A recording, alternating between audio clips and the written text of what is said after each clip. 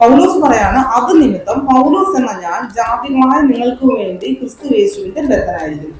അപ്പൊ ഏത് നിമിത്തമാണ് പൗലോസ് ജാതികൾക്ക് വേണ്ടി ബദ്ധനായിരിക്കുന്നത്?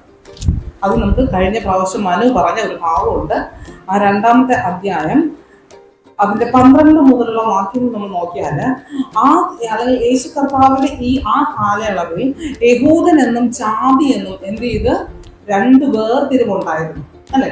യഹൂദനെന്നും അല്ലെങ്കിൽ ദൈവത്തിന്റെ ജനം ആരാണ് യഹൂദ ജനം എന്നും ബാക്കി ദൈവത്തിന്റെ ജനം അല്ലാത്തവരെ ജാതി എന്നും എന്ത് ചെയ്ത് 2 വേർതിരിവുണ്ടായിരുന്നു. അപ്പോ ഇവിടെ അങ്ങനെയാണ് പറഞ്ഞത്. ഈ 2-ാം അധ്യായം 12-ാമത്തെ വാക്യം വായിക്കുകയാണെങ്കിൽ, അക്കാലത്ത് നിങ്ങൾ ക്രിസ്തുവിനെ കൂടാതെയുള്ളവരും ജാതികളായിരുന്നപ്പോ അല്ലെ, അല്ലെങ്കിൽ അന്നത്തെ കാലത്തുണ്ടായിരുന്ന യഹൂദ ജനത്തെ മാറ്റി നിർത്തിയിട്ട് ജാതികളോട് പറയാണ്, അക്കാലത്ത് നിങ്ങൾ ക്രിസ്തുവിനെ കൂടാതെയുള്ളവരും, ക്രിസ്തു ഇല്ലാത്തവരും, ഇസ്രായേൽ പൗരതയോട് സംബന്ധമില്ലാത്തവരും.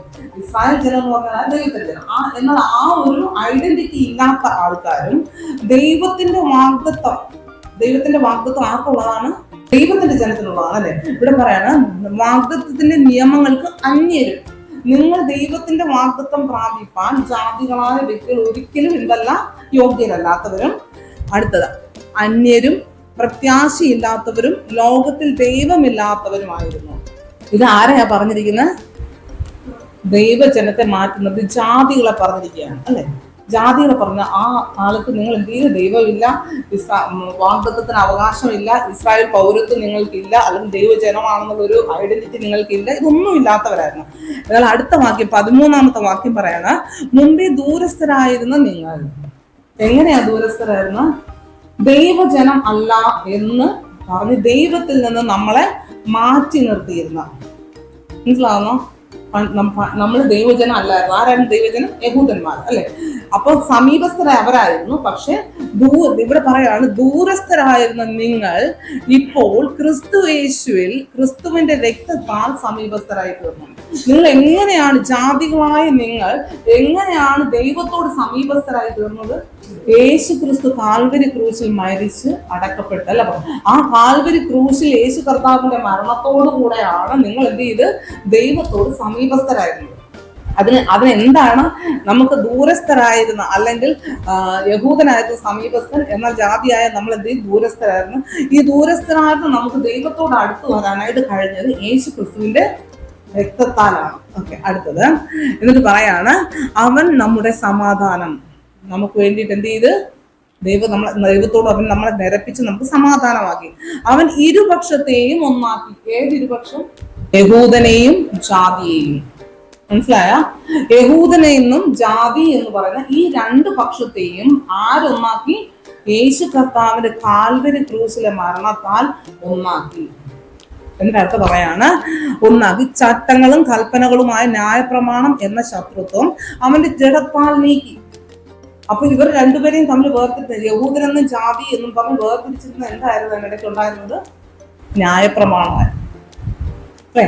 ആ ന്യായപ്രമാണത്തെ യേശു ക്രിസ്തുവിന്റെ ആ ക്രൂശ് മരണത്തോടെ ന്യായപ്രമാണത്തെ എന്ത് ചെയ്തങ്ങ് മാറ്റി. എന്നിട്ട് ഇപ്പൊ ആരായി? യഹൂദനെന്നല്ല ജാതി എന്നില്ല, 2 പേരെയും എന്താക്കി? ഒന്നാക്കി. ഏതിലൂടെ? യേശു കർത്താവിന്റെ മരണത്തിലൂടെ. മനസ്സിലാവും? ഇത്രയും മനസ്സിലായ നിങ്ങൾക്ക്? അപ്പം അടുത്തെന്നിട്ട് പറയാണ്, അപ്പൊ യേശു കർത്താവിന്റെ ഈ മരണത്തിലൂടെ എന്തൊക്കെ സംഭവിച്ചു എന്നുള്ള കാര്യമാണ്.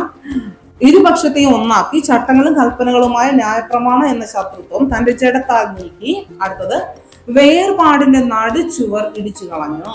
വേർപാടിന്റെ നടുച്ചുവർ എന്നുള്ള ന്യായപ്രമാണത്തെ അവിടെ നിന്ന് എന്ത് ചെയ്ത് മാറ്റി. എന്നിട്ട് അടുത്താണ് സമാധാനം ഉണ്ടാക്കി. യേശു ക്രിസ്തുവിന്റെ ആ മരണത്തിലൂടെ ഈ യഹൂദനെന്നും ജാതി എന്നുള്ള വേർപാട് അവിടെ ഇല്ല. 2 പക്ഷത്തെയും ഒന്നാക്കി സമാധാനം ഉണ്ടാക്കി. ഇരുപക്ഷത്തെയും തന്നിൽ ഒരേ പുതുമനുഷ്യനാക്കി. പക്ഷെ യഹൂദനെയും ജാതിയും ഇപ്പൊ എന്താക്കി? ഒന്നാക്കി. ഇരുപക്ഷത്തെയും തന്നിൽ ഒരേ പുതു മനുഷ്യനാക്കി സൃഷ്ടിപ്പാനും ക്രൂശിൽ മേൽ വെച്ച് ശത്രുത്വമില്ലാതെ മനുഷ്യർ തമ്മിലുള്ള അല്ലെ യഹൂദനും ജാതിയും എന്നുള്ള ശത്രുത്വം അവിടെ ദൈവം എന്ത് ചെയ്ത് അത് മാറ്റി, അല്ലെ? ദൈവവും മനുഷ്യനുമായിട്ടുള്ള ശത്രുത്വം ദൈവം എന്ത് ചെയ്ത് അവിടെ മാറ്റി. ഏതിലൂടെയാണ്? യേശു കർത്താവിന്റെ ക്രൂശ് മരണത്താല്. എന്നാൽ ഇരുപക്ഷത്തെയും ഏക ശരീരത്തിൽ ദൈവത്തോട് നിർത്തുവാനും തന്നെ. ഇത്രയും കഴിഞ്ഞിട്ടാണ് ഈ ഭാഗം കഴിഞ്ഞിട്ട് പറയാണ്, അത് നിമിത്തം.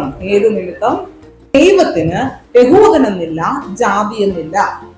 ദൈവം ഇവർ രണ്ടുപേരെയും ഒന്നാക്കാൻ കർത്താവായ യേശു ക്രിസ്തു അതിന്റെ മധ്യത്തിൽ എന്ത് ചെയ്ത് മരിച്ചു. അവർ തമ്മിലുള്ള ശത്രുത്വത്തെ ദൈവം ഇല്ലാതാക്കിയെങ്കിൽ അത് നിമിത്തം.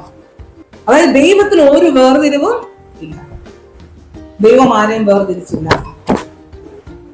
ദൈവം വേർതിരിക്കാതെ ഇവർ രണ്ടുപേരെയും ഇപ്പൊ ഒന്നാക്കിയെങ്കിൽ ആ ഒന്നാക്കി ദൈവത്തിന്റെ മനോഭാവം അതെങ്കിൽ അത് നിമിത്തം പൗലോസ് എന്ന ഞാൻ ആരാണ്? യഹൂദനാണ്, അല്ലെ? പൗലോസ് എന്ന ഞാൻ ജാതികളായി നിങ്ങൾക്ക് വേണ്ടിയിട്ട് ഇപ്പൊ എന്ത് ചെയ്യുന്നു? ബദ്ധനായിരുന്നു. ഇല്ലെങ്കിൽ യഹൂദനായ പൗലോസ് പറഞ്ഞ യഹൂദനായ എനിക്ക് ഇതെന്തില്ല, ഈ വേർതിരിവിനിടയില് ഞാൻ ജാതികളായ അല്ലെങ്കിൽ ദൈവത്തോട് ശത്രുത്വമായിരുന്നു എന്ന് പണ്ട് പറയപ്പെടുന്ന ഈ ജനത്തിന് വേണ്ടിയിട്ടാണ് ഇപ്പൊ ഞാൻ എന്തായിരിക്കുന്നത്? അടിമയായിരുന്നു, തടവിലായിരിക്കും. താഴോട്ട് പറയുമ്പോൾ ഒരു 3-ാമത്തെ വാക്യത്തിലും 4-ാമത്തെ വാക്യത്തിലും 5-ാമത്തെ വാക്യത്തിലും അവിടെ ഒരു വാക്ക് പ്രത്യേകിച്ച് എടുത്ത് പറയുന്നത്, നിങ്ങൾക്കായി എനിക്ക് ലഭിച്ച ദൈവകൃപയുടെ വ്യവസ്ഥയെക്കുറിച്ച് ഞാൻ മീതെ ചുരുക്കത്തിൽ എഴുതിയതുപോലെ വെളിപ്പാടിനാൽ എനിക്കൊരു മർമ്മം അറിവായി വരുന്നു. ഒരു മർമ്മത്തെ കുറിച്ച് പറഞ്ഞല്ലേ. അത് 4-ാമത്തെ വാക്യം, നിങ്ങൾ അത് വായിച്ചാൽ ക്രിസ്തുവിനെ സംബന്ധിച്ചുള്ള മർമ്മത്തിൽ എനിക്കുള്ള ബോധം നിങ്ങൾക്ക് ഗ്രഹിക്കാം. അവിടെയും പറയുന്നത് എന്തുവാണ്? ഏതോ ഒരു മർമ്മമാണ് പൗലോസ് പറയാനായിട്ട് ആഗ്രഹിക്കുന്നത്. അടുത്ത വാക്യത്തില്, ആ മർമ്മം ഇപ്പോൾ അവന്റെ വിശുദ്ധ അപ്പോസ്തലന്മാർക്കും പ്രവാചകന്മാർക്കും ആത്മാവിനാൽ വെളിപ്പെട്ടതുപോലെ പൂർവ്വകാലങ്ങളിൽ മനുഷ്യർക്ക് അറിവായി വരുന്നില്ല. ഇതെല്ലാം പറഞ്ഞു. അത് നിമിത്തം ഞാൻ, അല്ലെങ്കിൽ ദൈവത്തിന് എന്തില്ല, വേർതിരിവില്ല. അത് നിമിത്തം ഞാൻ നിങ്ങൾക്ക് വേണ്ടി, ജാതികൾക്ക് വേണ്ടി എന്ത് ചെയ്ത് ഇപ്പൊ അടിമയായിരിക്കുന്നു, അല്ലെങ്കിൽ ബദ്ധനായിരിക്കുന്നു, തടവിലായിരിക്കുന്നു എന്നൊക്കെ പറഞ്ഞിട്ട് പറയാം. ഒരു മർമ്മത്തെ കുറിച്ച് പറയുന്നു. മർമ്മം എന്ന് പറഞ്ഞാൽ നമുക്കറിയാം, അത് ഏറ്റവും പ്രധാനപ്പെട്ട ഒരു കാര്യമാണ്, അല്ലെ? ഏറ്റവും പ്രധാനപ്പെട്ട ഒരു കാര്യം എന്ന് പറഞ്ഞാൽ എന്ത് മർമ്മമാണ്? ഏത് മർമ്മത്തെ കുറിച്ചാണ് ഇവിടെ പൗലോസ് പറയുന്നത്? അതിന്റെ 6-ാമത്തെ വാക്യം പറഞ്ഞു. എന്താണ്? അതോ, ഏത്? ആ മർമ്മം ഏതെന്നാ പറഞ്ഞു? അതോ ജാതികൾ സുവിശേഷത്താൽ യേശുവിൽ കൂട്ടവകാശികളും ഏക ശരീരസ്ഥരും വാഗ്ദത്തത്തിൽ പങ്കാളികളാകണം എന്നുള്ളത് തന്നെ. പണ്ട് ദൈവത്തിന്റെ കൂട്ടവകാശികൾ ആരായിരുന്നു? യഹൂദന്മാരായിരുന്നു. ഇപ്പോ ആ മർമ്മം പൗലോസ് പറയാണ്, അതോ ജാതികൾ സുവിശേഷത്താൽ യേശുവിൽ കൂട്ടവകാശം. അന്ന് യഹൂദൻ എന്ത് അവകാശം ഉണ്ടായിരുന്നു അതുപോലെ അവകാശം ആർക്കും വരണം? ജാതികൾക്കും വരണം. ഏക ശരീരമായിട്ട് യഹൂദനും ജാതിയും ഒരേപോലെ ഏക ശരീരസ്ഥരും വാഗ്ദത്തത്തിൽ. പണ്ട് വാഗ്ദത്തം ആർക്കായിരുന്നു? യഹൂദനായിരുന്നു. ഇപ്പൊ പറയാണ് വാഗ്ദത്തത്തിൽ ജാതികൾ എന്തായിരിക്കണം? പങ്കാളികളാകണം എന്നുള്ളത്. ദൈവത്തിന്റെ പക്കൽ എന്തില്ല? മുഖപക്ഷമില്ല. ദൈവം മുഖപക്ഷം ഇല്ലാതിരിക്കെ ദൈവം പൗലോസിനോട് വിളിച്ചപ്പോൾ പൗലോസ് പറയാണ്, അങ്ങനെയെങ്കിൽ എനിക്കും എന്തില്ല? അതില്ല. ദൈവത്തിന്റെ ഒരു മർമ്മമുണ്ട്. ജാതികളും ദൈവത്തിന്റെ അടുക്കലേക്ക് എന്ത് അവകാശം ദൈവജനത്തിനുണ്ടാകും അതേ അവകാശത്തിലേക്ക് അവരും കടന്നു വരണം. ആ മർമ്മത്തെ നമ്മൾ എന്ത് ചെയ്യണം? പക്ഷെ നമുക്ക് പറ്റുന്നൊരു കാര്യമുണ്ട്. നമ്മൾ എന്ത് ചെയ്യും? നമ്മൾ പലതിലും ഇവിടെ എന്തെങ്കിലും വേർതിരിവ് വരും. ഇവിടെ ജാതിയെ കുറിച്ചും യഹൂദനെ കുറിച്ചാണ് പറയുന്നതെങ്കിൽ ഇന്ന് ഞാൻ ചോദിക്കട്ടെ, ജാതികൾ വിശ്വാസത്തിലോട്ട് കടന്നു വരുവാൻ, അതല്ലെങ്കിൽ വിശ്വാസത്തിലോട്ട് കടന്നു വന്ന നമ്മളിൽ എന്തെല്ലാം വേർതിരിവാണ് നമ്മൾ ചെയ്തിരിക്കുന്നത്? നമ്മള് കർത്താവ് നമ്മുടെ ഉള്ളിൽ നമുക്ക് ഉണ്ടോ ഇല്ലേ എന്നല്ല, എപ്പോഴാണ് നമുക്ക് തിരിച്ചറിയാവുന്നത്? കാര്യത്തോട് അടുത്ത് വരുമ്പോഴേ നമുക്ക് തിരിച്ചറിയാനായിട്ട്. ഇതുപോലെ എത്ര ഞാൻ ചോദിച്ചു, കർത്താവിന് ആരുടെയും സ്വഭാവം പ്രശ്നമല്ല. സ്വഭാവങ്ങളുടെ പ്രശ്നം ആർക്കാണ്? നമ്മക്കാണ്. നമ്മൾ ചിന്തിക്കേണ്ട ഒരു കാര്യം, ദൈവത്തിന് ഇവരെല്ലാവരും ഒരുപോലെയാണ്. ദൈവത്തിന് ആരുടെയും മക്കൾ എന്തില്ല? മുഖപക്ഷമില്ല. ഞാൻ എന്ത് ദൈവീയ അനുഗ്രഹം പ്രാപിക്കണം എന്ന് ദൈവം വിചാരിക്കും, അതേ അനുഗ്രഹം തന്നെ ശിവ പ്രാപിക്കണമെന്ന് എന്ത് ചെയ്ത് ദൈവം അവകാശം. ആ വാഗ്ദത്തത്തിന്റെ കൂട്ടവകാശിയാണ്. ഞാനും അവകാശിയാണ്, ഷീബയും കൂട്ടവകാശിയാണ്. എനിക്ക് കുറവുണ്ട് എന്ന് പറഞ്ഞ് ദൈവം എന്നെ മാറ്റി നിർത്തുന്നില്ല. ഷീബയ്ക്ക് കുറവുണ്ടെന്ന് ദൈവം ഷീബയെ മാറ്റി നിർത്തുന്നില്ല. മാറ്റി നിർത്തുന്നത് എന്താ? ആരാണ്? ദൈവത്തിന് ആരോടും മുഖപക്ഷമില്ല.